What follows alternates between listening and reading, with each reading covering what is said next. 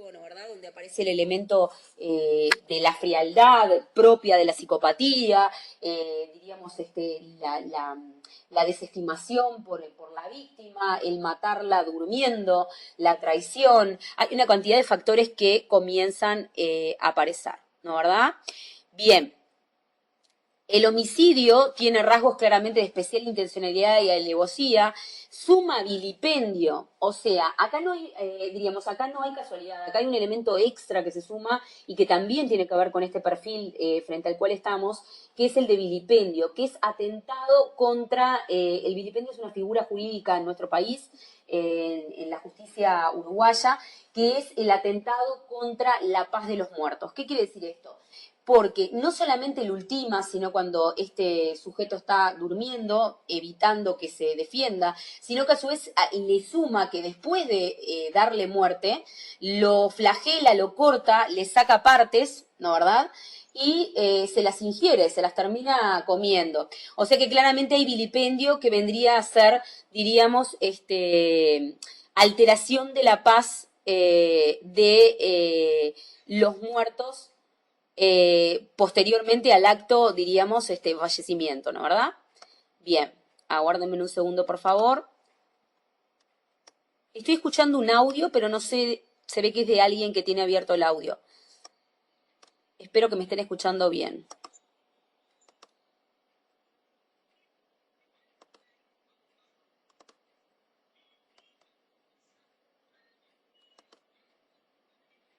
Y ahora estoy escuchando música.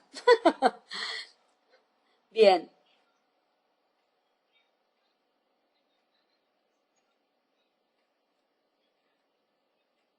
Hola. Bien. Continúo entonces. Sí, continúo. ¿Aló?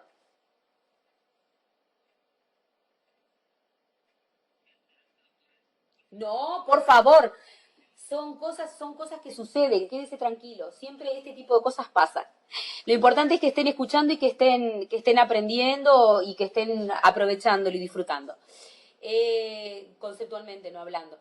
Bien, acá tenemos las dos imágenes de los reos. La que tienen mirando de frente a la pantalla a su izquierda es Roldán, ¿sí?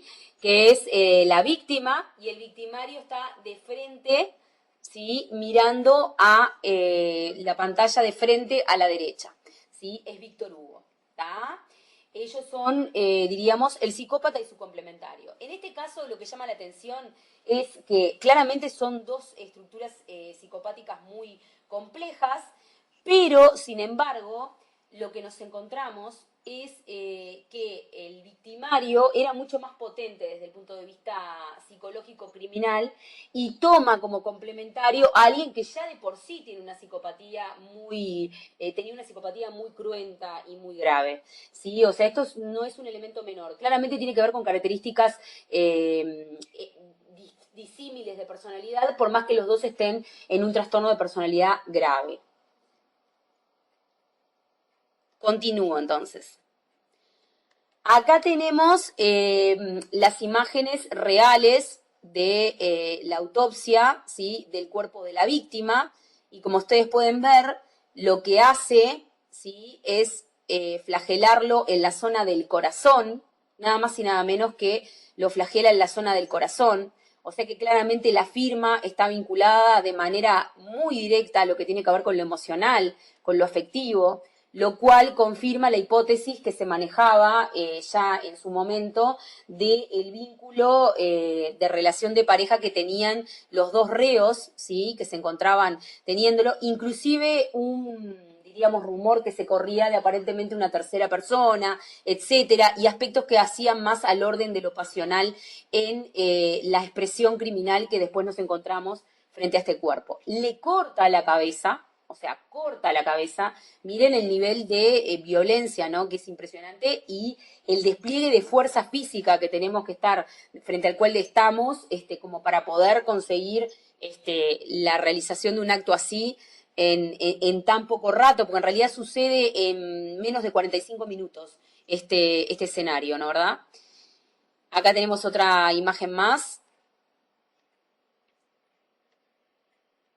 Y acá tenemos la imagen del fragmento, diríamos, del pedazo de cuerpo que le quita del torso a Marcelo Roldán para comérselo y fritarlo, ¿no? Cocinarlo. ¿Sí? Bien. A ver, acá tenemos varios factores con los que nos encontramos y podemos analizar desde el punto de vista de lo que vendría a ser la parte de perfilación. El móvil que aparentemente expresa, diríamos, que generó diríamos, este desenlace terrible por parte de Víctor Hugo frente a Marcelo Roldán es aparentemente el insulto frente a la figura de la madre, de su madre, ¿no? Que estaba muriendo de cáncer y demás, ¿no? ¿Verdad? Hay varios elementos que aparecen acá. Aparece el elemento emocional vinculado con el núcleo familiar entre los dos presos, esto de atentar contra la figura materna, que ustedes saben bien que en el caso del psicópata es como casi no, es clave. En las psicopatías, cuando nosotros los analizamos, por lo menos yo lo hago hace muchos años desde el punto de vista materno, nos encontramos con una necesidad de sobreproteger la figura de la madre o sobreidealizarla. La madre está o muy sobreidealizada por encima de la persona o directamente está inexistente, pero nunca está en el mismo plano de esta figura masculina.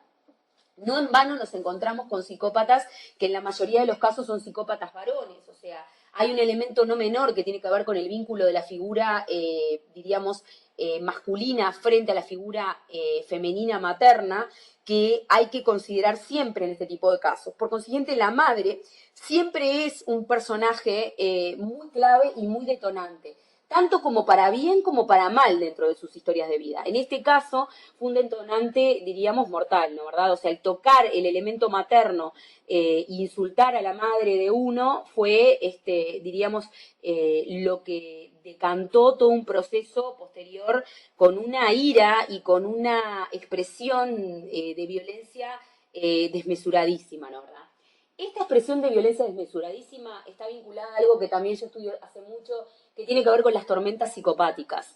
Las tormentas psicopáticas son, diríamos, desenlaces extremadísimamente violentos que no condicen a los antecedentes que las generan, tanto desde el punto de vista de la conducta como desde el punto de vista vivencial, y sin embargo son muy frecuentes de ver en los ámbitos judiciales donde nosotros trabajamos.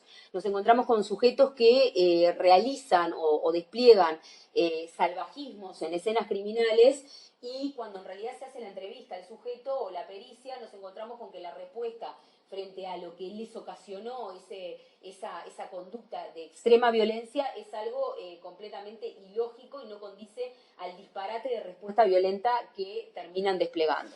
Esto no es un elemento menor y en el ámbito pericial a nosotros se nos complica muchísimo porque desde el punto de vista psicológico y psiquiátrico los jueces nos preguntan mucho a ver qué explica, o sea, el tipo de comportamiento criminal con esa voracidad. Y se nos hace muy difícil explicarlo porque ¿qué sucede? El sujeto cuando lo hace entra en un estado de perturbación, inclusive neuroquímico. Yo estoy casi convencida hasta el día de hoy que entran como en un estado de confusión a nivel neuroquímico que habilitaría en parte, diríamos, esta turbación que tienen mental, que pasan a cometer todo esto y después vuelven a un principio de realidad, a un contacto con la realidad normal, ¿sí? Que uno no puede entender, o sea, una cosa queda totalmente disociada de la otra. Y es un aspecto que para los que conocen de la temática, yo lo distingo también de lo que vendría a ser la instancia disociativa que pueda tener el sujeto. Es algo que va mucho más allá de la disociación y que en este tipo de psicópatas se observa muchísimo, se ve muchísimo y me animo a decir que es la expresión más o el punto más peligroso a nivel, diríamos, expresivo de este tipo de perfiles o personalidades. Por otra parte, acá nos encontramos frente, diríamos, a lo que vendría a ser un descuartizamiento, porque genera un descuartizamiento y una antropofagia expresiva. O sea, el objetivo es mostrar su obra también. De alguna manera, el matador busca mostrar su obra con lo que hace, cortando y diríamos descuartizando, pero en esto también de colgar el cuerpo después que lo decapita, o sea, no como una forma de darle muerte, porque el sujeto ya estaba muerto, sino colgarlo como una manera de exponerlo y mostrarlo. Ustedes lo saben bien, y en México es muy sabido y muy analizado todo el elemento que tiene que ver con los perfiles propios y vinculados ya más a los códigos de expresión de las maras, donde, bueno, acá no les voy a decir que estamos frente a una expresión directa de Mara, pero sí hay mucho elemento que tiene que ver con esta cosa de la antropología criminal, como sucedía con los jíbaros, con las reducciones de cabeza y con los descuartizamientos y el canibalismo, demostrar, diríamos, a los contrincantes o a los futuros contrincantes que pueden venírseles encima, el poder a través de la exposición de el cuerpo que, diríamos, flagelan, mutilan, etcétera. También acá aparece en esto de comerse un pedazo de su corazón y un pedazo de la zona de su corazón, el firmar, ¿no verdad? O sea, la firma criminal, pero expresada de una forma introyectada. ¿Qué quiere decir esto? Es como firmar comiéndose, diríamos, la firma de alguna manera. Esto no es un elemento menor y habla también de un nivel todavía encima más extra de complejidad de la mente de justamente el victimario, ¿no verdad? O sea, es una mente que claramente ahora actualmente se está buscando hacerle entrevistas y analizarlo porque recién ahora ha sido habilitado para poder empezar a tener contacto con el afuera. Él se encuentra en un área de máxima reclusión dentro de la Roca en Libertad, pero en una zona que se llama La Isla, que está totalmente sin contacto casi ni siquiera con la gente que le lleva la comida y que le lleva el tipo de, diríamos, útiles para poder sobrevivir y demás. Bien, por otra parte, también nos encontramos con esto de la humillación, ¿no verdad? O sea, cómo él humilla, diríamos, a su víctima y la expone también de una forma humillante, pero aparte también como detonando, demarcando esto de, bueno, a ver, lo que como es un pedazo de su corazón, él muere, que es un poco el argumento que este victimario después da, él muere porque, diríamos, dijo algo que no tenía que decir a nivel emocional. O sea, se metió con mi madre, se metió con algo que tiene que ver con el amor, con algo que tiene que ver con mi dolor emocional y muere por eso y por eso yo marco su cuerpo con una firma en la zona que tiene que ver con lo emocional, en lo que tiene que ver con el corazón y cómo parte de su corazón. Claramente acá van unidos otros elementos que tienen que ver también con esto de dar poder, o sea, recibir poder de la víctima, etcétera, pero obviamente en estas mentes no se encuentra eso a nivel consciente cuando lo cometen. A nivel inconsciente puede ser y a nivel arquetípico, antropológico también, porque claramente los antropófagos, que son este tipo de perfiles con los que a veces nos encontramos, hay algo que tiene que ver con lo ancestral que está instalado en sus cabezas, claramente, y diríamos, se vincula a esta expresión criminal que eligen desarrollar, porque no es cualquier expresión criminal, no lo mató de cualquier manera, sino que elige esta forma de matarlo. En nuestro país hubieron otros casos, como por ejemplo el caso del Cosita y el Sapo, que también fue la zona del corazón la que fue arrancada. En el caso del Sapo, que era, diríamos, un complementario, y funcionaban de la misma manera que esta pareja que estamos viendo de criminales, ¿no verdad? Acá, diríamos, aparecían en estos dos cuadros de parejas criminales elementos compartidos, ¿no verdad? Por otra parte, la figura del vilipendio, como yo les marcaba, que no es menor, que es esto de tratar de, diríamos, perturbar la paz de los muertos, que este criminal específico lo elige también específicamente como una forma de vengarse por lo que el otro aparentemente dijo de su propia madre, ¿no? Entonces perturba la paz de él como víctima y después de darle muerte lo expone muerto, pero a su vez también lo corta, también lo flagela, también lo come, ¿no? Es también una forma de perturbar a su familia y también mostrar, diríamos, su expresión criminal de una manera terrible. Por otra parte, hay algo que no es menor, que después que procesan a este sujeto, nos encontramos con un caso de autosarcofagia. ¿Qué quiere decir esto? Este sujeto, bueno, por supuesto, él mismo se entrega, lo mandan a pericias correspondientes, donde se les ejercen las pericias que correspondieron hacerle, y posteriormente nos encontramos a las 2 horas, luego de hacer las pericias, que el sujeto, para evitar ir de manera directa, porque ella sabía que iba a ir una parte de máxima reclusión en la cárcel al lugar donde había dictaminado el juez correspondientemente, se corta un dedo y come parte de su dedo índice, o sea, comete autosarcofagia, ¿no? ¿Verdad? Vuelve otra vez a cometer este acto, pero sobre su propio cuerpo, lo cual claramente, bueno, más allá de lo manipulatorio, de tratar de buscar la manera de evitar condenas máximas para que pudieran alegar incapacidad de insanía, pérdida de contacto con la realidad y demás, que por supuesto todo eso se tiró por tierra porque no es así. Sí nos encontramos con una conducta autosarcofágica que vuelve a aparecer sobre él, que no la comete ahora sobre un tercero, pero la comete sobre sí mismo.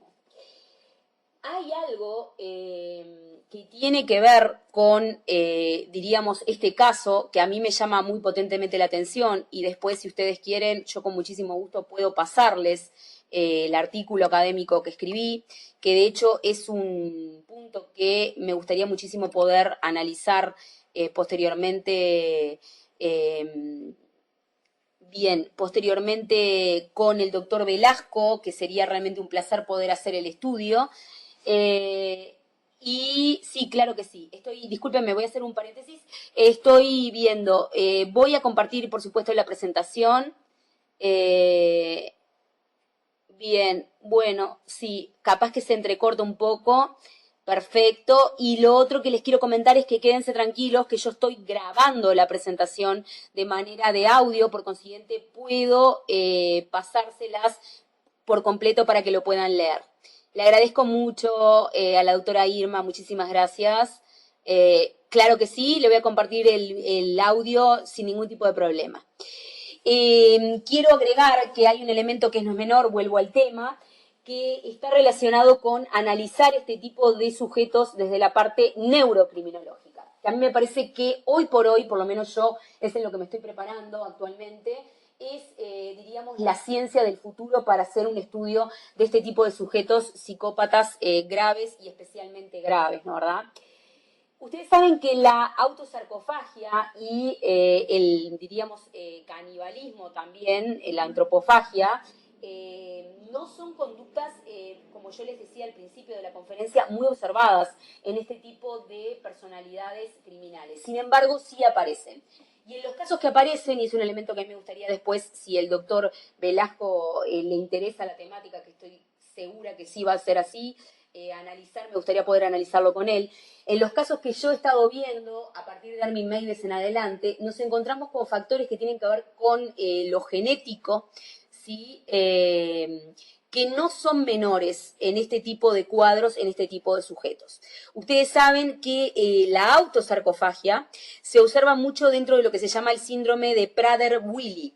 El síndrome de Prader-Willi es un síndrome muy, diríamos, poco visto, sin embargo aparece un caso cada 1000, que en realidad es la misma proporción que se maneja, diríamos, de este tipo de casos de psicópatas especialmente agravados con circunstancia de canibalismo y antropofagia, y refiere a una falta de proteína genética que es, diríamos, pasada o dada por la parte materna en el cromosoma número 15. Es un gen que la madre, en este caso, no da dentro del cromosoma número 15 y donde la parte materna es la que falla, ¿sí? A su vez, la información materna, por consiguiente, no está transmitida en este número de cromosoma y nos encontramos entonces con el síndrome de Prader-Willi, que puede derivar en lo que se conoce a nivel de la psiquiatría forense con el síndrome de Pica, que seguramente muchos, si hay psiquiatras forenses escuchando, lo deben conocer, que es esto de ingerir objetos, ingerir partes, ingerir pedazos de su propio cuerpo o de cuerpos de otros también. No es tan grave, diríamos, como el canibalismo, la antropofagia, o la antropofagia, pero sí tiene elementos que comparten, ¿no? ¿Verdad? En este caso, en el caso del síndrome del Prader-Willi, la madre no da su gen, pero a su vez hay un elemento que tiene que ver con lo neuroquímico, que no es menor, que refiere a la falta de proteínas específicas en el cerebro de este tipo de sujetos, que, oh casualidad, y acá viene justamente lo que yo deseo empezar a investigar, está vinculado directamente con características químicas propias del cerebro del psicópata. El cerebro de este tipo de psicópatas específicamente. Entonces, a ver, me parece muy interesante poder ver la posibilidad de a futuro analizar las psicopatías al nivel neurocriminológico, porque nosotros podemos llegar a encontrar indicadores, inclusive hasta genéticos, si se quiere, en algún nivel, que nos puedan prevenir, diríamos ya desde el momento cero del nacimiento del niño, la posibilidad, diríamos, potencial que tiene este niño de desarrollar una determinada patología grave a nivel de un trastorno de personalidad que puede derivar con criminalidad o no, diríamos, pero ya desde la infancia, ¿no verdad? O sea, pudiendo, diríamos, compensar esa historia de vida quizás desde otro tipo de lugares. Bueno, básicamente, más o menos, estos eran los elementos que yo quería compartir con ustedes. Y también a este último aspecto agregarle, que no es menor tampoco, que al síndrome del Prader-Willi también se asocian otros síndromes, como por ejemplo el síndrome de Angelman, que es un síndrome que también tiene que ver con una falla genética dentro del cromosoma 15, que está transmitido, o casualidad nuevamente, por la figura materna, que no es menor tampoco este elemento, después quizás para otras charlas podamos ampliarlo, y que es un síndrome, el de Angelman, que podemos observar en el caso, por ejemplo, que ustedes tuvieron de Sonrisas, o me parece que había un convicto que ustedes tuvieron procesado, si mal no recuerdo, serial, que se llamaba el Sonrisitas o el Sonrisas, que es este síndrome que genera el reír continuamente de manera ilógica frente a circunstancias que no corresponde reír. Bueno, este síndrome se llama síndrome de Angelman, también es un síndrome con características parecidas al de Prader-Willi, que está vinculado a la autosarcofagia y a la antropofagia, que es producto de la alteración en el cromosoma 15, y de hecho es un síndrome que también nosotros podemos ver o podemos observar ejemplificado en, por ejemplo, el personaje del Guasón. En la película del Guasón aparece el mismo síndrome expresado y, oh casualidad, volvemos otra vez a encontrarnos con dos síndromes que están vinculados a alteraciones en el cromosoma 15 y a su vez se vinculan nuevamente con cuadros a nivel comportamental de psicopatías graves a muy graves, con expresiones homicidas muy complejas y comprometidas. Así que básicamente esto ha sido mi exposición y mi mesa del día de hoy. No sé si tienen consultas. Yo quizá les agradecería que me las pudieran hacer llegar por chat, escrito, porque yo los leo mejor. Y bueno, espero que me hayan podido escuchar. Aguardo el mensaje. Muchísimas gracias a todos y una bonita tarde y un bonito cierre de congreso. La verdad que ha sido un placer y me he sentido muy cómoda, a pesar de las interferencias, diríamos, de las distancias y demás. Aguardo los comentarios suyos, con mucho gusto.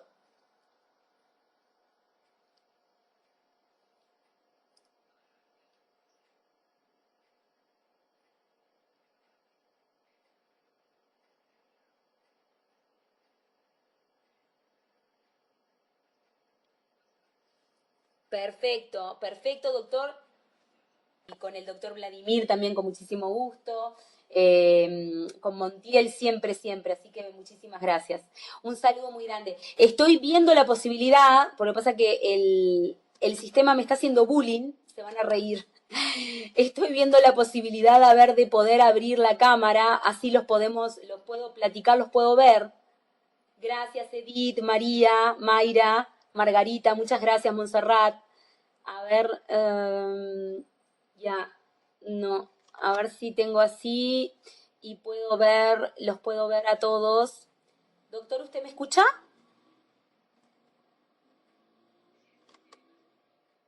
A ver si estoy viendo la posibilidad de activar pantalla de la cámara, porque la tengo prendida, pero no,